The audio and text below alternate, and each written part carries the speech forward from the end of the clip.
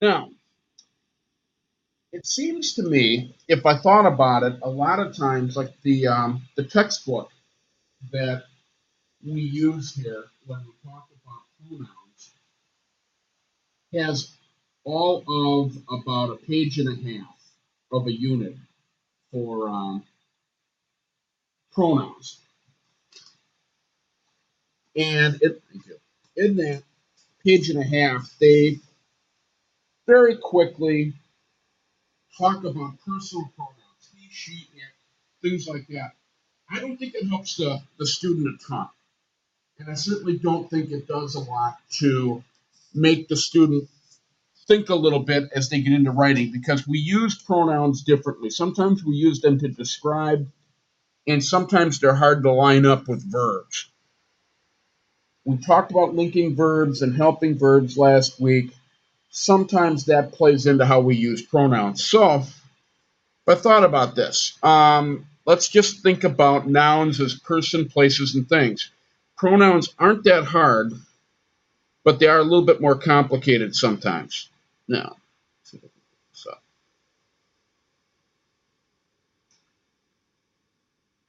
first thing we'll think about is usually personal pronouns.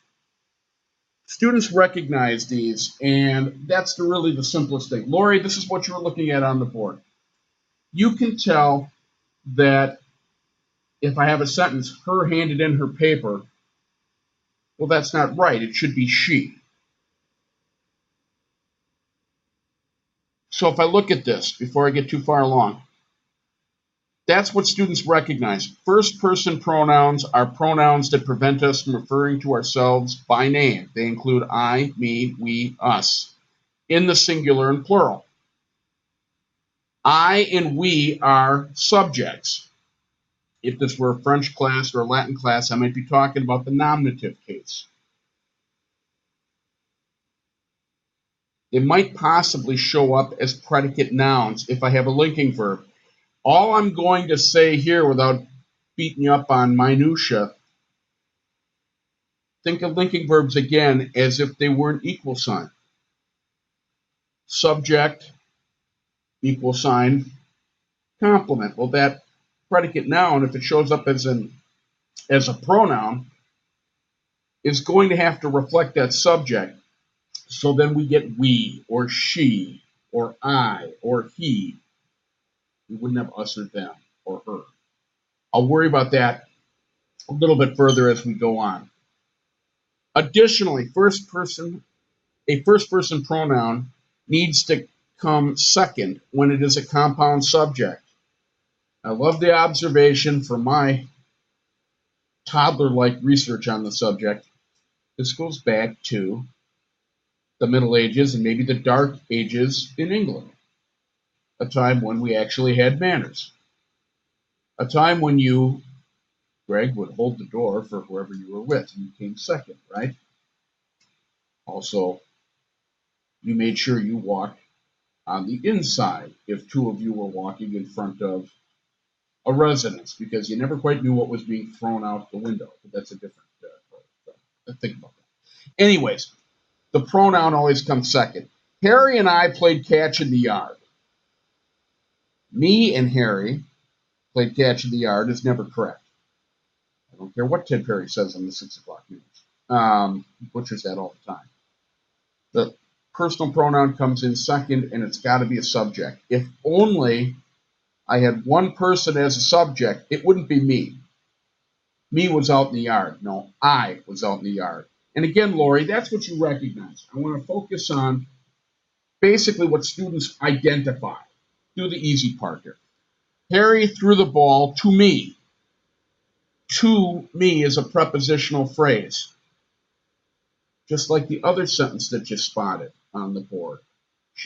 It was handed to I. No, to me is the prepositional phrase.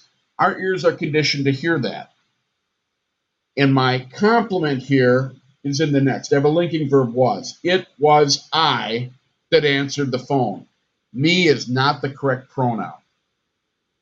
I have gotten in some very interesting, polite, and long arguments with students on this. No, it's not. It was I. It should say it was me. Shove an action after it and see what happens. In this particular case, I put adjective clause. It was I that answered the phone.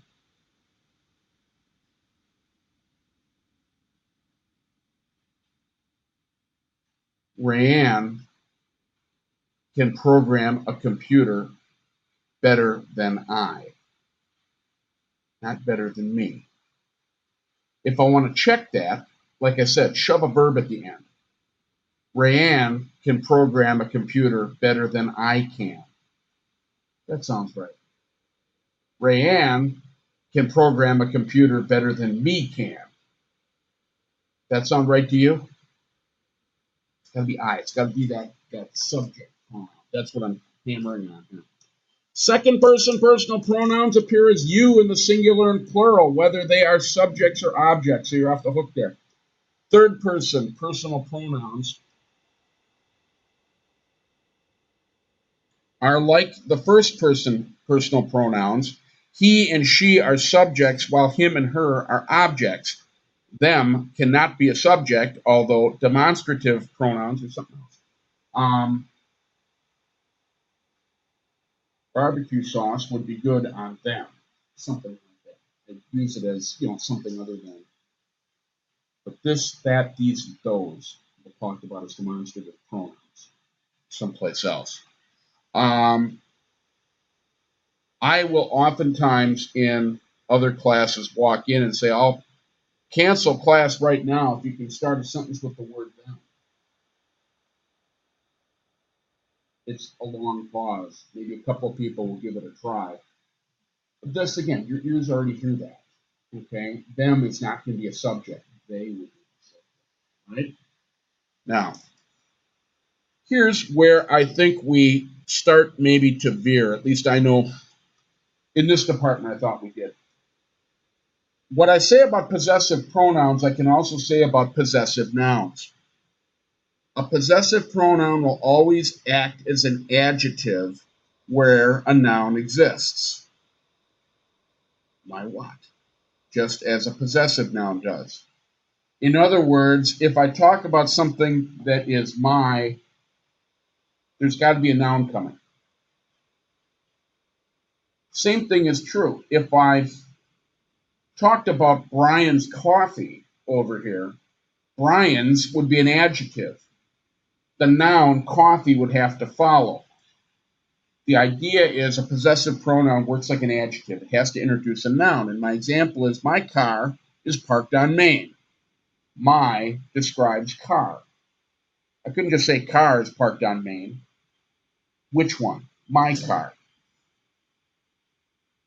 Going down, I have found that in some of the English foundations, I think, courses, foundations of writing, that's the class I'm trying to think of.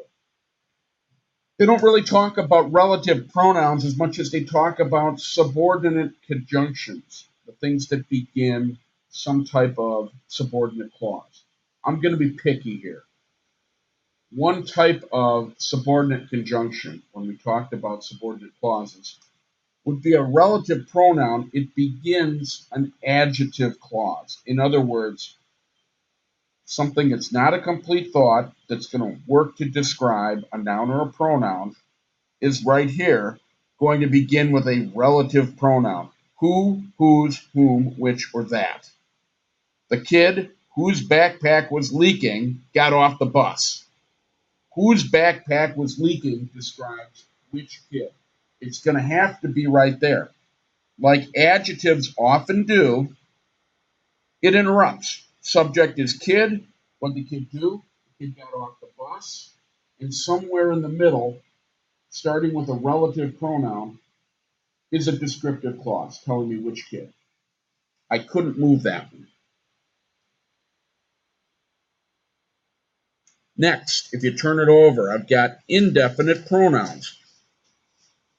One of my favorite things to talk about. Anybody who's ever been 10 years old and tried to smoke something past their parents to get permission to do something stupid used an indefinite pronoun. They're those pronouns that never are all that clear as to what they're describing. So if I look at this here, they don't naturally presume to be singular or plural. If a pronoun ends in one, like anyone, or body, like everybody, I'm going to need a singular verb, every individual body or every individual one. However, I'm describing other pronouns like some, many, most. They could either be singular or plural. And that's what I mean about every 10-year-old has tried to use them one way or another. Can I go light off M80s behind Tommy's garage? Everybody's going to be doing it. I'm pretty sure not everybody's going to be doing it. Well, most of the parents said that was okay. Which parents? That could be one. That could be, maybe a few. It's very much unclear. Excuse me.